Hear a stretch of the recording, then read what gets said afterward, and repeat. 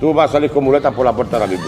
Estem sobre la C58 del seu pas per Vacarisses. Avui estem a propet de Barcelona perquè venim aquí, a Cal Miguelón. Aquesta façana jo crec que no fa justícia al que s'amaga a l'interior d'aquest restaurant.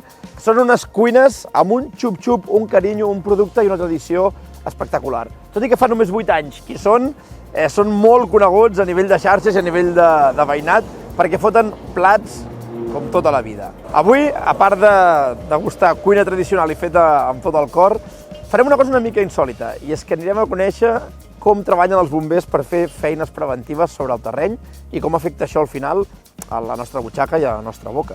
Del territori penja tot una mica. I acabarem buscant algun menú, avui sí que no de cap de setmana, perquè no és cap de setmana, aviam què trobem per dinar. Tot i que crec que amb el que jalarem aquí dintre, el menú farà una mica de pujada. Sigui com sigui, veurem que surt el dia, però tinc grans expectatives. Va, som-hi!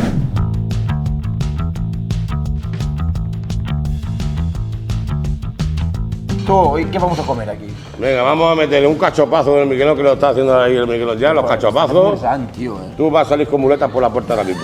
Le voy a hacer un risotto y uno de los mejores callos del mundo, chaval. Eso sí. Vas a flipar. ¿Cuántas horas? ¿Cuántas horas?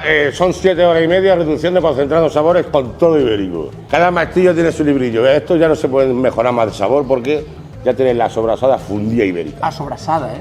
Fundía ibérica en los callos, o sea que te quedan pegados los hocicos. Los hocicos, eso que decías tú. Como digo yo. Claro que sí. Tú no sabes dónde te has metido. Ahora voy a venir yo para acá y verás. Venga.